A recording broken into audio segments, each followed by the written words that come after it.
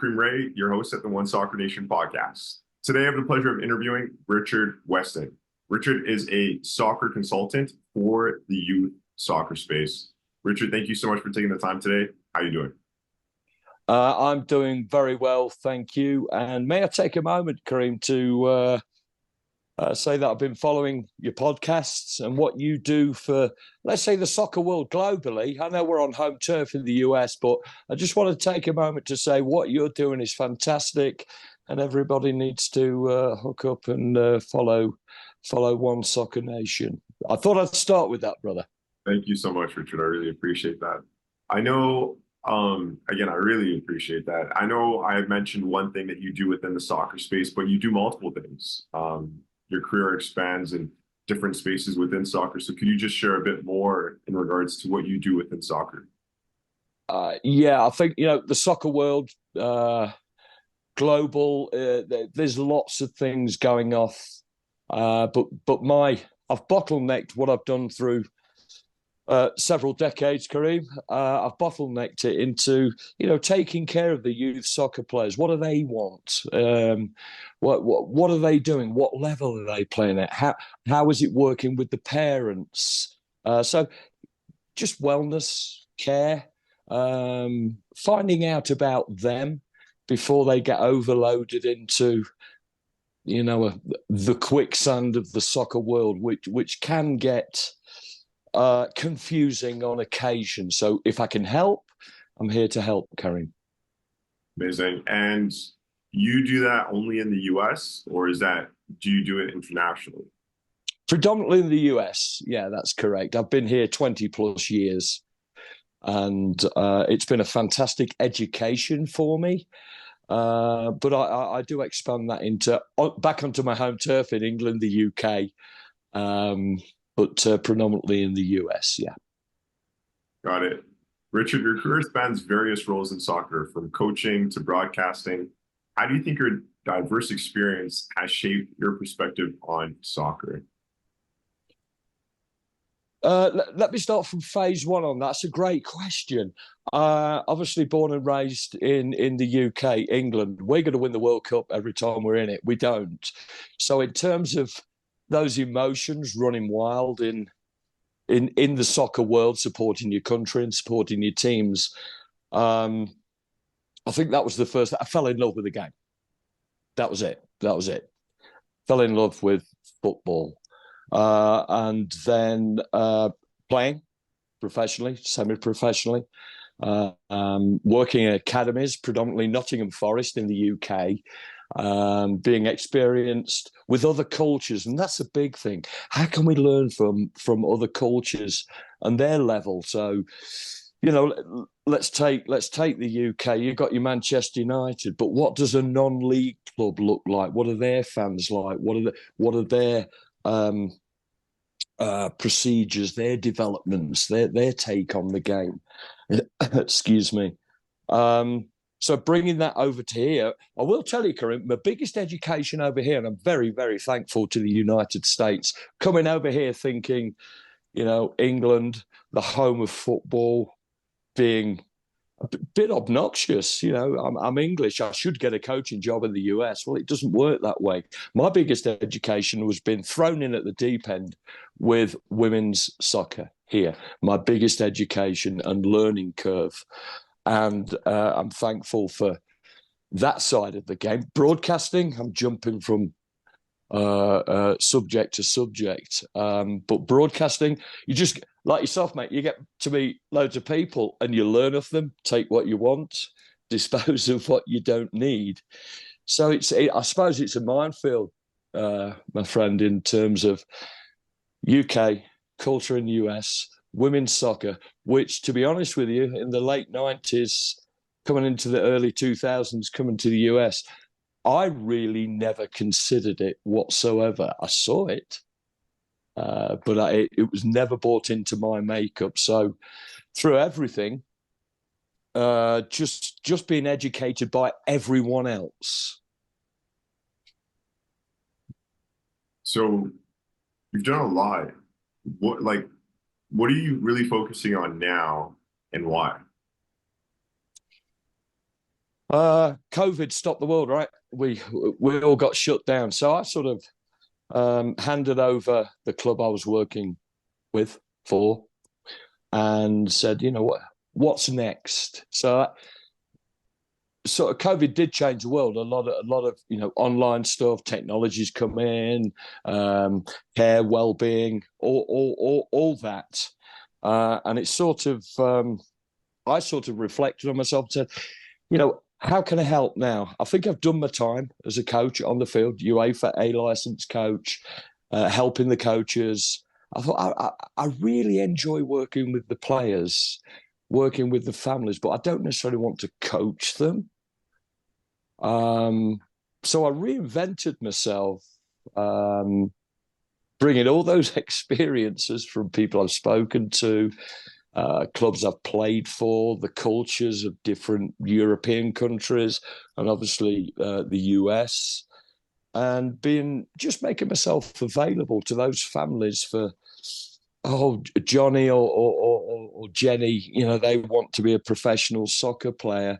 And I've always acted openly and honestly to say, okay, let's go career first. Do you want to be a veterinary surgeon? Do you want to be an astronaut? What do you want to do? And hopefully soccer can push you in that direction. But if not, it'd be nice for that 14, 15-year-old player when they are 35 or 40 and they have their own children, they're going out there because they're still in love with the game and playing recreational co-ed soccer and watching their children come through the same process, because it's a conveyor belt. If I can help with that, then I think I've served my purpose. Understood. So how do parents and players come across this opportunity to work with? I really don't promote myself, so it's sort of bespoke. Obviously, I'm here in Colorado, sort of word of mouth. So I have most of my clients are in Colorado, a few are in the UK. Hey, Rich, can I get a scholarship in the US or something along those lines? I get that.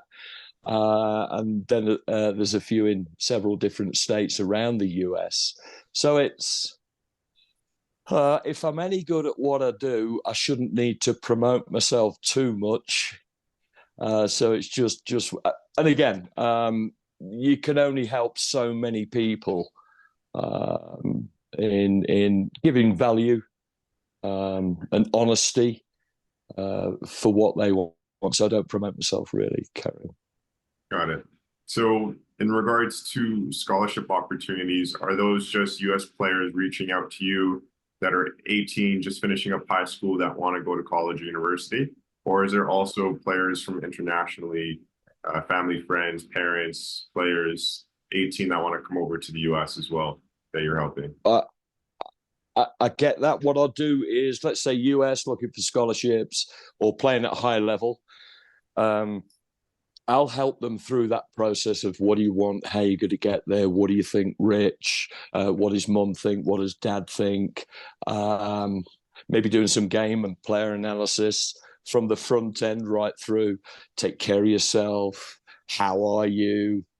You're a talented person, etc. And being real with them. Then I'll hand them over to a group of professional people that I work with, can help them along that process. So I'm sort of not a one-stop shop, but I'll gear them up for that with people I trust in the scholarship world who have access to copious coaches and connections. I think that's easier. So I'll guide them into that. In the UK, what I do is with a lot of the academies in the UK is I just say, hey, if some of you, your players, male and female, of course, around that 15, 16 years age group, I'll say if they want to have a chat with me, an open session about the possibilities of coming to the US and play and have a great adventure, hopefully, with education, of course. I'm huge on that. Then I'll help them see what they want, see what their ability is, how they're doing, of course, mental health and well-being. I keep reiterating that. Have you got the grades? Because the UK, US system, academics is completely different. And then again, I'll pass them on to people that I trust to further that possibility in their scholarship. I call it adventure. Got it. I mean, I've recently just been talking about it and learning more about, the opportunity for college. There's a lot of money in it, lots and lots of money. Versus, like the professional landscape, there's a lot of money to be made within helping Yeah. players transition from high school to college. And those services are obviously very valuable. I even met a few guys back in 2023 down at United Soccer Coaches Convention that do this, right? They provide that service. And Sure. I think there was 2 or 3 groups that I met with and I spoke to just to learn a bit more. And it's definitely I would want to say guaranteed, more so guaranteed um opportunity that if you could do the work properly to get this player in the door, then you're going to be able to make money. So when I say guaranteed as long as you're successful in helping that player get to their destination, you'll make money. With saying that,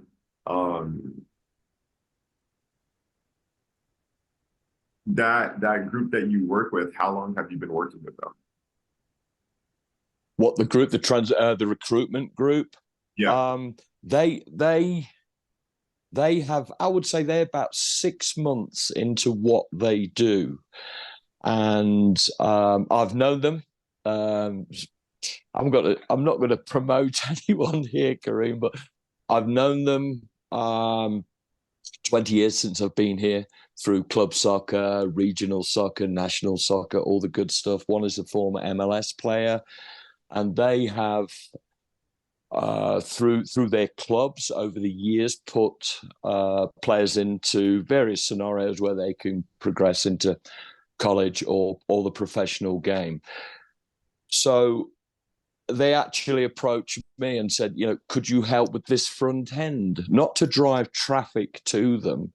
And they showed me their process. They showed me their financials as well. And I said, well, that is very, very appealing. And again, they were honest and truthful with me. And it's not going to cost you a house mortgage to try and get yourself promoted out there and recruited. That's why I went in with them. I trust them. And I think their system, let's put it this way, it's almost a pay-as-you-go method. So that's, I trust them. I really do trust them. Would you say there's more money to make in that space versus being an agent and trying to get players signed to a professional contract?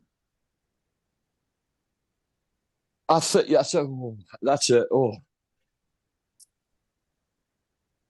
I've got to sort of be politically correct. If I put the money thing to one side, I'll only work with people that will be genuine and open and honest. There's money to be made everywhere in soccer, whether that's acting as an intermediary, a recruitment scout, call it what you will, Kareem. I think for players out there, families, parents, etc., guardians out there, investigate as many options. And I always tell the families, eliminate the fear factor.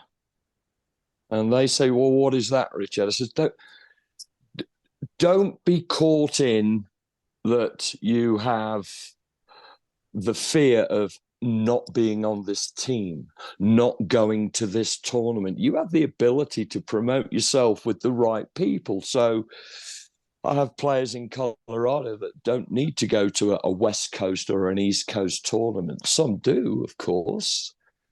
But there are ways, cost-effective ways to say, hey, I'm a really good player here in Colorado.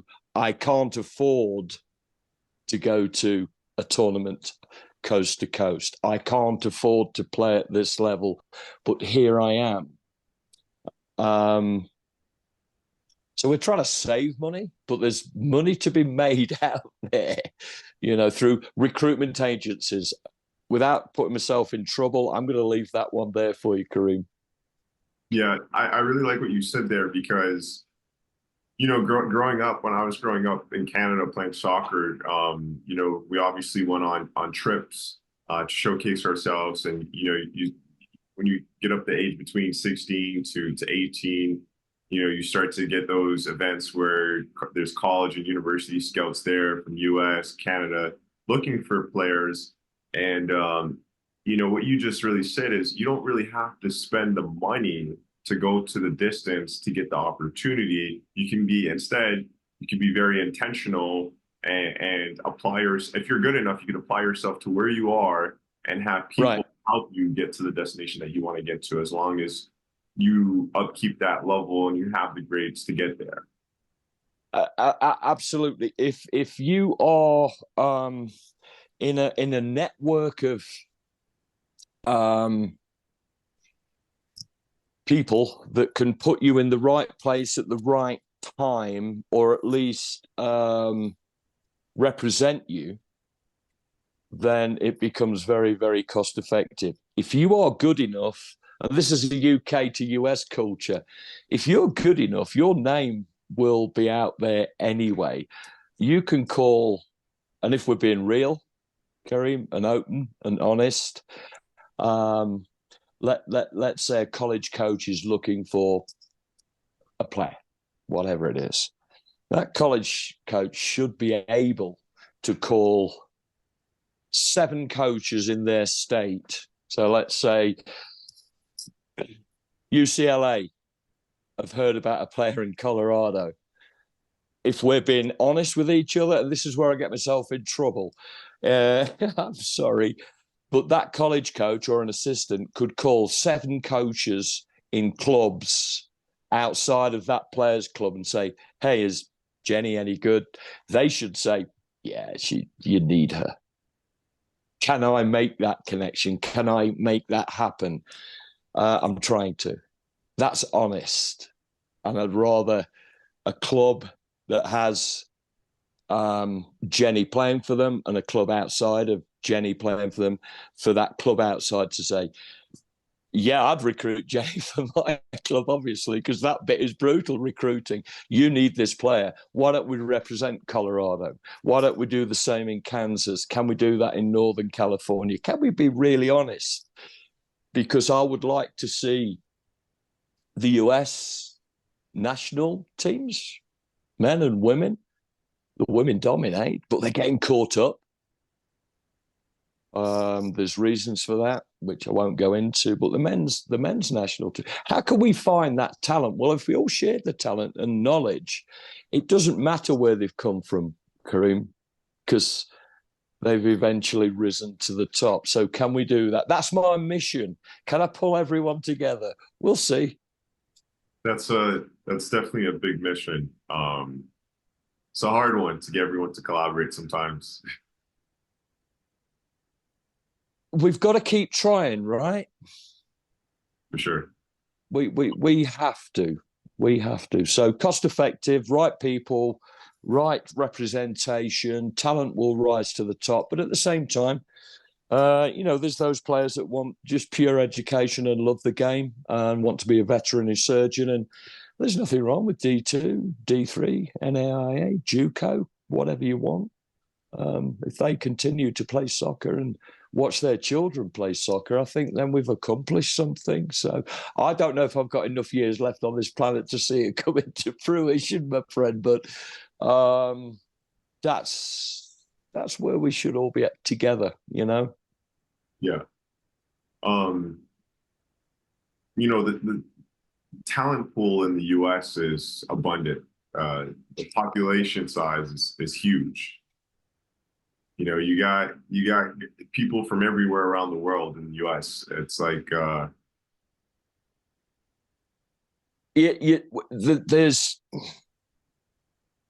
there's too much talent in the United States soccer system that we can't find half of it.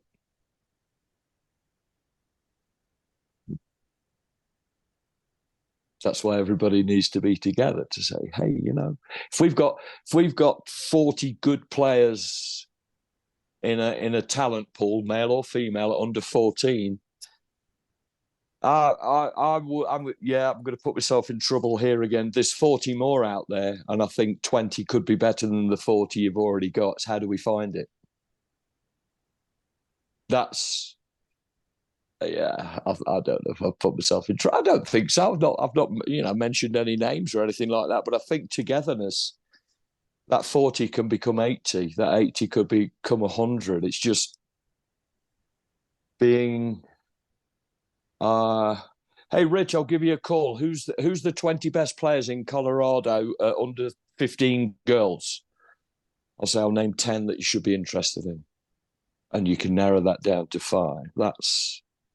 I can only speak for Colorado, you know, but that togetherness, I think, would enable the United States men's national team, women's national team, under 23s, under 21s, and down those ranks, age groups, to have what we think is probably the top 40 in each age group, and monitor those players. I'm bringing the UK side of it, carrying into that, you know. Got it.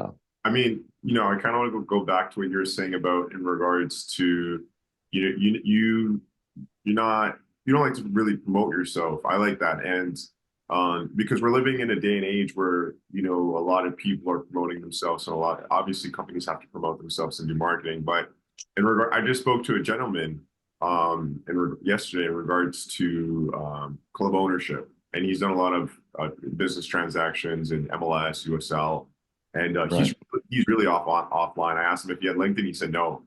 He sent me a PDF document in regards to everything that he's done, and we spoke on the phone, and really on Zoom and on the phone. He's a very sophisticated individual, very smart, and you know, I've really took a second to step back today and just analyze in regards to, you do not have to be out there all the time or at all to get the business that you want or need. You know, for someone like yourself, in regards to, you built up a reputation in your community to a point where people just come to you, and bringing the quality of players and parents that you want to work with, that they know that you'll work with, and it's a smoother engagement, it's a smoother process, and it's offline, and it's, you don't always have to be online. No, I mean, you mentioned LinkedIn. I think I've got a 1,000 and change followers, and somebody said, "Well, you haven't got many followers." I said, "No, but I've got 10 really good ones." So it scales me down to, and there's nothing wrong with having a lot of followers. Don't get me wrong on that. But I think it says something about myself to say, hey, you know, I can work with 20 families. If I've got any more, you know, I'm going to have to say, okay, there's a bit of holding ground, but I can set you in to a sort of conveyor belt. Being honest, you know, I can set you into the foundations of what I'm doing. And here's another consultant that can talk to you as well. So surrounding myself with good people like yourself, you know, on a mission together, and then handing them over, because nobody can do everything, and you need a team. So, and I'm just a cog in that wheel, and I'm sort of privileged to work with several good people as well, that I can say, hey, you know, chat with this gentleman, chat with this lady. These are good people. Yourself, One Soccer Nation. Hey, you need to speak with Kareem and stuff. You know, get some ideas thrown out. And the more ideas we can bring to the table, you can actually fine tune yourself. Mm. You know, if I'm going to be the best at changing tires on a Grand Prix car, that's what I'll do. But I'm not gonna mess with the engine. Absolutely. I want to go back to your coaching license. So I'm not aware of how that works, but the license that you currently have, did you have to work up to it or were you able just to apply to go for your UEFA license and then get that? Right, yeah, let's backtrack a couple of decades then, Karim. Yeah. Obviously, you go through a system. You go through like a level one. It's all changed now, but initially it was the C license, the B license, and the A license, and they're all 6 months to a year. The A license criteria back then was you go to the National Centre, which was Lillishall back then. Now it's St George's Park, where you will be on site for 2 weeks. You get the middle Saturday off, but you got to be back Sunday morning. Anybody could be in there that has been handpicked or selected. And once you've completed that, and it's tough. Now, these people are brutal with you, politely brutal. So you've got your whole folder with everything going on there. Then you have to take that away. Then you have to coach for the A license, full-time professional academy teams. You have to do that. You can't go and do a local team or in your own club or anything along those lines. And as I say, during that time, I was fortunate. I was with Nottingham Forest under Paul Hart, who was legendary for bringing players through the youth system at various clubs, Leeds United, Nottingham Forest. He went on to manage other clubs as well. So that enabled me to work with the Nottingham Forest youth teams, under 18s, under 19s, etc. So I was privileged again to work with several players that went to go on to play in the Premier League in their countries. I was just in the right place at the right time, and I can't thank however I got there enough and the people I worked with. And then beyond that, you look at it, 2 years of ongoing coaching, journals. Then the FA will come in to assess you over that period of time to go. It's tough. It's hardcore. But I was fortunate, again, Forest. I went to Borussia Dortmund, Ajax. I worked a little bit with Millwall, Charlton Athletic, some lower level clubs, with all due respect to those clubs, just to see what they did, to be a sponge of education for. It's easy to be a coach at Borussia Dortmund, but it's really hard to be a coach in an academy at a lower level because you're working on a different traction. Everybody wants to play for Liverpool, Manchester United, Borussia, Ajax, etc. But to persuade players to come into a system, let's say lower level clubs, I won't mention any, you've got to attract the player and you've got to show them that, probably even more so, you've earned the right to be an academy coach in English, UK, English, Scottish, Irish, Welsh football, and build that system. So the UEFA A license is brutal. And one of the players that was my mentor was a European Cup winner and a former right-back professional player and a very, very good coach and mentor to me. His name was Kenny Swain. He played for Aston Villa. And, he was tough on me. At the time, I didn't quite get it. I do now. Yeah. Reflection, Kerry, reflection. Yeah. You've got to want it. The same as you would tell any athlete or anybody wanting to go to. You have to want it and you have to take the knocks.